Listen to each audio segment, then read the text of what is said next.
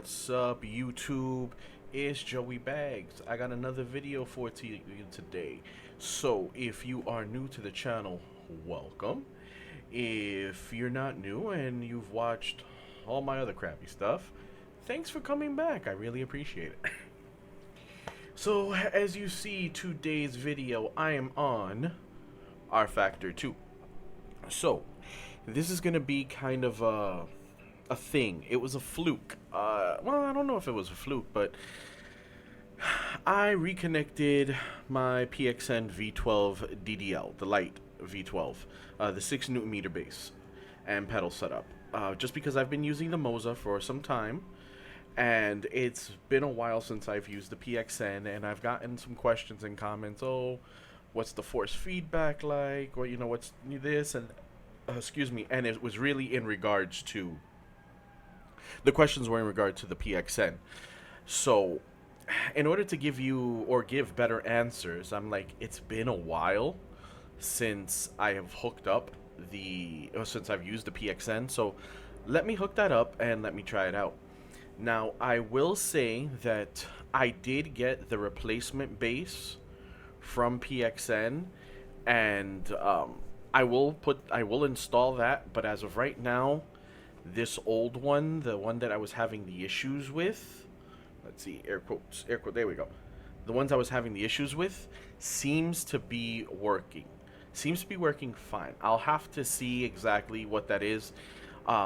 Quick recap, I had a issue. It was like maybe 2 or 3 times where I turned the computer off, I shut everything down, and for the night, when I came back, the wheel and the base, everything, the wheel was just flashing the status light on the wheel, like if it wasn't paired, and everything I tried to do to get it to come up and connect again didn't work unless I unplugged it from the wall, plugged it back in, and held the power button in the back for about 15 to 20 seconds.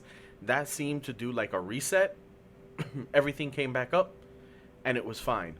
I did it once, and then a few days after that, I kind of left everything as is. I let my computer go to sleep. I just left this, went to bed. When I came back the next day to hop in the sim, it did it again. I did the same process. Everything was fine. No issues with force feedback. No issues with connectivity of the wheel. It was just like, it went into like a deep sleep. So I don't know what the problem was. I did reach out to PXN. I spoke to support. They had a theory of what it may be, and they thought it was either an issue with the power brick. So they sent me just a whole new base with the power brick. So if that fixes the issue, if I have the issue again, I'll switch over and see if that's the problem, and then I'll just leave this one as like a back. No, let's see, where are my hands? There we go. Back up. Okay, if I'm looking a little weird, I may not be looking directly at you, or I'm trying to figure out where my hands are. It's mainly because I changed my screen positioning. I wish I would have changed my screen from this ancient 720p. I actually lifted it about maybe 1.5 inches to 2 inches. So now my eye line is directly with the center of the monitor, of the screen, of the TV, because it's actually just the TV. And I'm just reaching over to grab my handy dandy tape measure, and my line is I'm about 30 inches away. So my eyes are about 30 inches away from the TV. So that's my distance. So from where I'm sitting, where my eyes are, to the TV, that's 30 inches. My hands do not reach, and it is now, the center is level with my eyes. I moved the camera over just a little bit just because my wonderful black background that you see here, it's really close to the wall. I didn't want to see the wall, you know, there, and I just realized that I didn't turn on my other light. So hopefully the light that you're seeing is good enough. We're probably already 10 minutes into me babbling. probably. I'm over here looking. No, okay, it's about 5 minutes or so of me babbling. I'm looking at my phone over here that has my OBS stuff here because Rfactor 2 does not play well with OBS. Anyway, with neither here nor there, let's get into part of the reason why I wanted to do this video. Last night I was able to get my force feedback somewhat decent on my PXN base. So it should be no secret to anybody. I've made this known that I love the PXN. The PXN wheelbase is great. I have absolutely zero issues with it other than, you know, that one thing where they sent me the new one. But other than that, it's done everything I've wanted it to. But force feedback in Rfactor 2 has been a sticking point for me. It's the one sim that's just it wants to be a pain in the ass. And I think the biggest reason it's a pain in the ass is because it uses a reverse feedback. So, actually, let me go into the PXN app real quick and set it to reverse force feedback, because I don't think I have it set for reverse force feedback. Yep, no, it's set. I'm good to go. You know what? Maybe I'll go ahead and I'll take a screen. I'm going to take some screenshots of my settings, because I know there's some people that have asked for them. So, oh, no, that's not what I wanted to do. Oh, bear with me. I'm sorry. There we go. So, I got some screenshots there. I'll just probably splice them into the video. And, if, you know, it'll flash up for about a few seconds or so. You can always pause it to copy it down.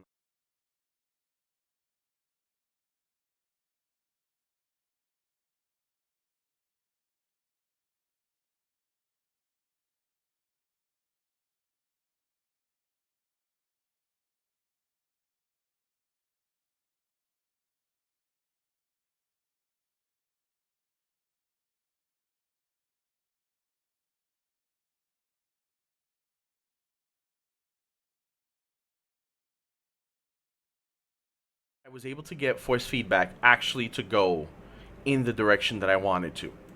So let's get into a single player here. I am going to show you what my settings are. So my biggest issue, actually let's go back, is I was using the BMW M2 CS Cup car, and the force feedback was so light and so horrible that I wasn't having a good time with it at all. Just it wasn't there. I wasn't getting what I was expecting, or what I think I should have gotten. I just put this whole damn thing away, and I'm just like, you know what? I'm just not even going to touch that game just because it's a pain in the ass. Fast forward to when I get the Moza. When I get the Moza, I'm testing it, doing my, my usual stuff. And one of the sims I'm always going to test is Rfactor 2. Especially after the update they had. I throw on Rfactor 2. I load up the game. It sees my Moza wheelbase. It's like, oh, here's the Moza profile. I start driving, and the force feedback is amazing. After I switch it to reverse force feedback, it was great. It was exactly what I was expecting. I'm like, I'm amazed. I'm like, awesome.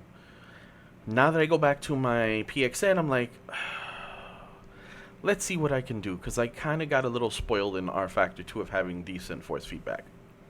I went in, did what I was supposed to do, and here are my settings. So this is for this car. I do have a PXN profile that I had set up for it, so it detects all of my hardware, so you can see my steering, my pedals, clutch.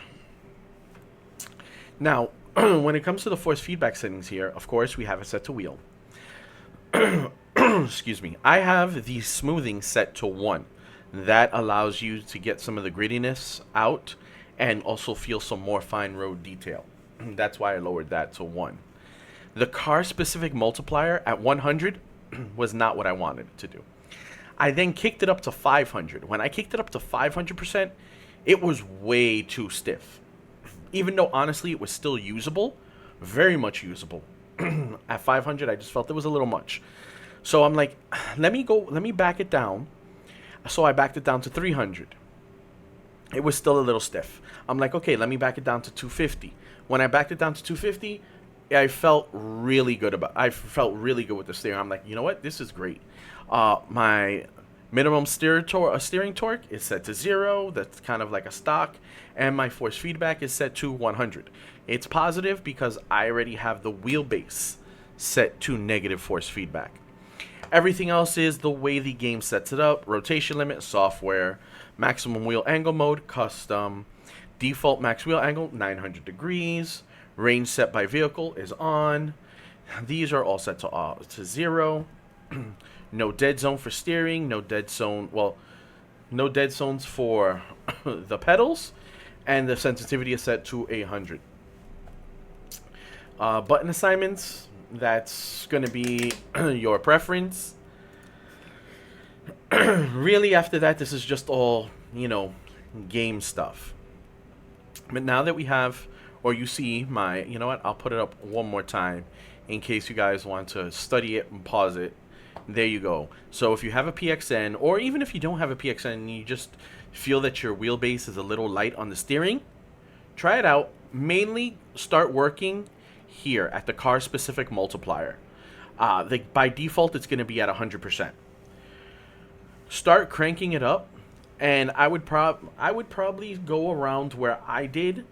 I would probably go up to like 500% and then work your way down. I'm pretty sure I can probably take this like maybe 175-ish, maybe even 150, but I'm really happy with how it is now, so I'm just going to leave it. Maybe in the future I'll go ahead and play with it a little bit more.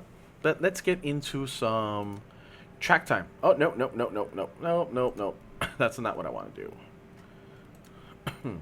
Here we go. So we're going to do some single player.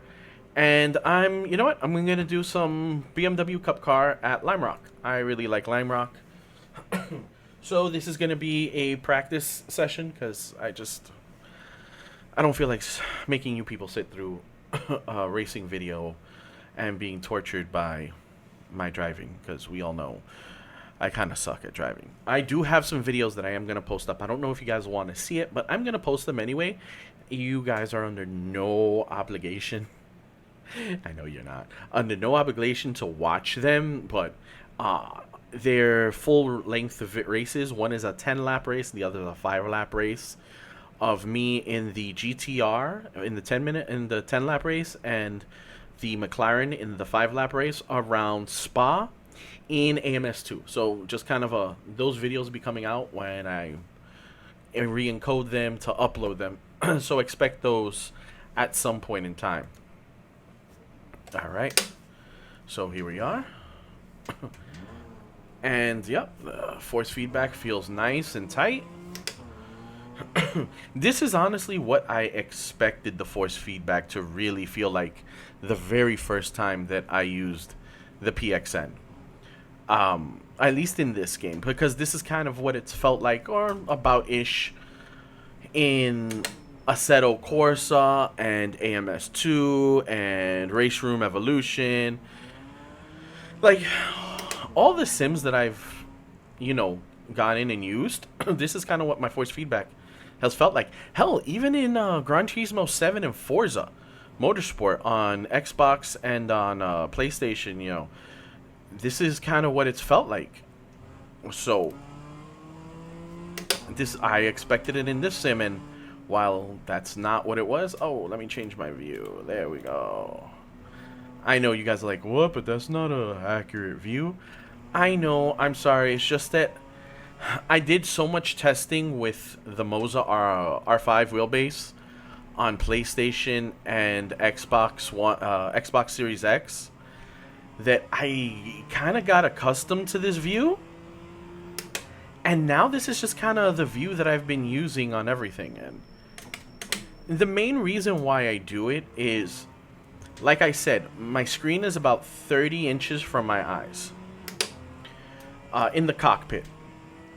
When I kind of get zoned out into the game, or should I say into the sim, it's so hard, you know.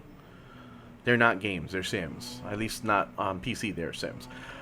When I kind of get zoned in, I get a little tunnel vision, and I'm just looking at the sim, the screen, and the rest of my office kind of blurs away, and I do get quite immersed.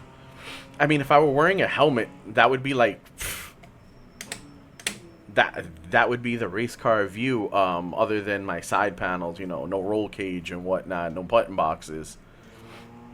But I kind of get sucked in, sort of the way I felt when I would use VR, because I do have a Quest 2 that I initially was trying to use with my Sims, until I realized exactly how bad my motion sickness is and how horrible the VR made me feel, where it just sweaty, headache, felt like vomiting. I just kind of stopped using it. I did get an awesome tip on Reddit, of all places. Someone suggested that I should take my motion sickness medication before I put on the VR, which in the line of work that I do, which is in the medical field, I don't need to tell you everything, but it is in the medical field, especially medication. I never thought of taking my motion sickness medication before hopping into VR, even knowing that that's exactly how it makes me feel. So I haven't gotten around to trying it, but I will. But to what I was saying, with this screen size and at its position, it's not bad, and I do kind of get that immersive feel. So that's why I'm kind of okay with this kind of like bumper slash hood view.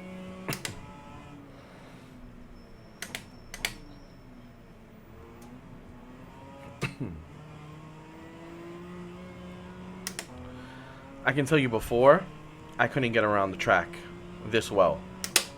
And I'm not saying that this is good, but I had a hard time before getting around the track. Come on, come on, come on. Warning, warning, warning. Alright. I did have a hard time before I was able to get this force feedback issue sorted out.